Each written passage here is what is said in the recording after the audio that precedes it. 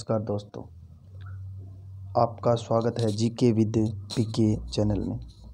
इससे पहले हमारा एक वीडियो अपलोड हो चुका है कि किसी भी सरकारी प्रतियोगिता परीक्षा की तैयारी कैसे करें। आज हम उससे आगे का स्टेप लेके आए हैं, नोट्स कैसे बनाएं। अगर आपने वो हमारा वीडियो नहीं देखा है तो एक बार चैनल को विजिट कर वो वीडियो ज़रूर देखें। आज का हमारा टॉपिक है नोट्स कैसे बनाएं। हर प्रतियोगी परीक्षा में भाग लेने वाले विद्यार्थी की ये समस्या होती है कि नोट्स कैसे बनाएं। वो नोट्स के चक्कर में, पीडीएफ के चक्कर में सारे दिन गूगल के ऊपर, टेलीग्राम चैनल्स के ऊपर भटकता रहता है। उन पीडीएफ के चक्कर में उसका दिमाग ख़राब रहता है, वो पढ़ नहीं पाता है। इसलिए मैं आपको आज बताने जा रहा हूँ कि स्वयं के खुद के हस्तलिखित नोट्स कैसे बनाएं। इसके लिए आपको कुछ नहीं करना है, सिंपल 3 टिप्स को फॉलो करना है और उसके अंत में मैं आपको बताऊंगा कि क्या हर टॉपिक के नोट्स बनाने ज़रूरी है। ये सबसे महत्वपूर्ण है। हर व्यक्ति सोचता है कि प्रत्येक टॉपिक के नोट्स बना लेने चाहिए। इस बारे में हम अंत में चर्चा करेंगे। सबसे पहले हमारा जो नोट्स बनाने का पहला स्टेप है वो ये है कि हमें उस टॉपिक को पढ़ना है। जैसे हमने टॉपिक ले लिया राजस्थान के वेशभूषा या आभूषण, या फिर राजस्थान की कला संस्कृति का कोई टॉपिक उठा लिया, या हिस्ट्री का कोई टॉपिक उठा लिया। उस टॉपिक को हमें एक बार पढ़ना है ताकि हमें पता चल जाए कि इस टॉपिक में क्या है। दूसरा जो हमारा स्टेप है वो है उस टॉपिक से संबंधित हमें प्रीवियस ईयर पेपर के प्रश्न देखने होंगे। अगर हम नोट्स बनाना चाहते हैं तो हमें उस टॉपिक से संबंधित प्रीवियस ईयर के प्रश्न देखने होंगे ताकि हमें अंदाज़ा लग जाए कि इस चीज़ को हमें अपने नोट्स में शामिल करना है, इस चीज़ को हमें अपने नोट्स से बाहर करना है। ये सबसे महत्वपूर्ण हमारा स्टेप होगा नोट्स बनाने के लिए। इसके अंत में, इस फाइल के अंत में मैं आपको अपने नोट्स दिखाऊंगा जिनको पढ़कर मैंने सफलता प्राप्त की, और आप भी उसी तरीके के शॉर्ट नोट तैयार करके सफलता प्राप्त कर सकते हैं।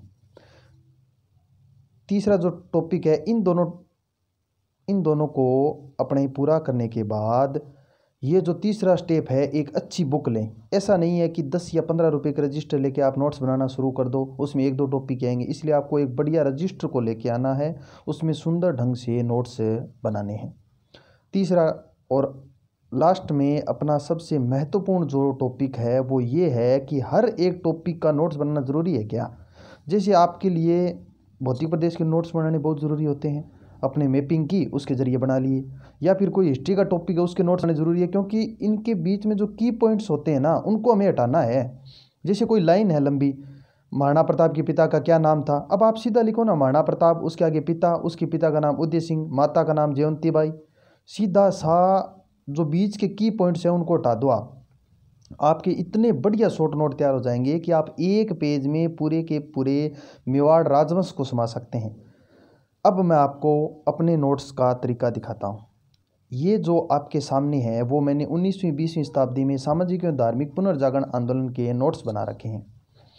इन नोट्स को आप देखोगे तो आपको पता चल जाएगा कि मैंने लगभग 2 से 3 जो महापुरुष हैं उनको एक ही पेज में समा दिया है। उनकी पूरी की पूरी जो पठन सामग्री है उसको एक पेज में समा दी है। आप देख सकते हैं कि जैसे ब्रह्म समाज है, हम क्या करते हैं, ब्रह्म समाज को जब पढ़ने बैठते हैं तो उसके सारे के सारे की पॉइंट को साथ साथ में पढ़ते हैं। अब देखिए, ब्रह्म समाज के आगे मैंने लिख रखा है राजा राम मोहन राय, यानी इसका मतलब ये हो गया कि ब्रह्म समाज का संस्थापक है वो राजा राम मोहन राय। फिर उसके बारे में मैंने ये उसके जो महत्वपूर्ण की पॉइंट है उसको मैंने याद कर लिया। उनके बीच में जो कंजक्शन लगे होते हैं ना, संबंध शब्द, जैसे ब्रह्म समाज की स्थापना राजा राम मोहन राय ने की, ये एक पूरी लंबी लाइन हो जाती है। हमें पूरी लंबी लाइन को नहीं लिखना है अपने नोट्स में, ना ही उसको हमें शामिल करना है। हमें सिर्फ ब्रह्म समाज आगे लिख दिया, राजा राम मोहन राय। अब आगे जो उसके काम है, जैसे उसने 1815 में आत्मीय सभा के स्थापित किया था, उसके बाद केन में कठ उपनिषद भाषा का प्रयोग किया। इसके बीच में आपको बहुत पेज मिलेगा, जैसे बहुत चीज़ें मिलेगी, लेकिन वो हमें अपने नोट्स में शामिल नहीं करनी है। हमें वही चीज़ें शामिल करनी है जो हमारी परीक्षा की दृष्टि से महत्वपूर्ण है। आप इस नोट्स को एक बार देखिएगा, फिर अपने नोट्स बनाइएगा। ये वीडियो आपके लिए बहुत महत्वपूर्ण साबित होगा। अब मैं आपको बताता हूँ, हमने जो बात की थी, क्या हर टॉपिक के नोट्स बनाने ज़रूरी होते हैं।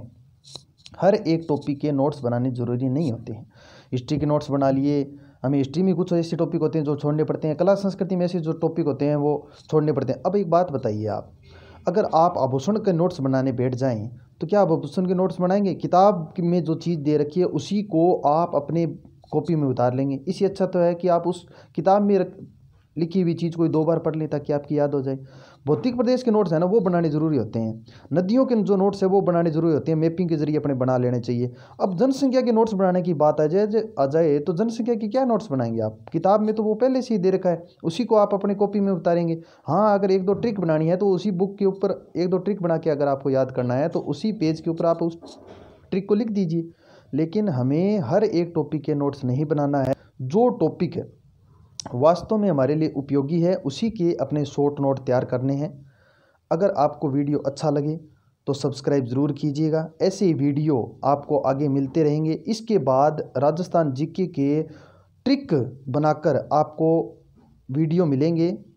अतः अगर आप वो वीडियो देखना चाहते हैं तो चैनल को सब्सक्राइब रखें ताकि आपके नोटिफिकेशन आ जाए कि ये वीडियो अब उपलब्ध हो चुका है। धन्यवाद।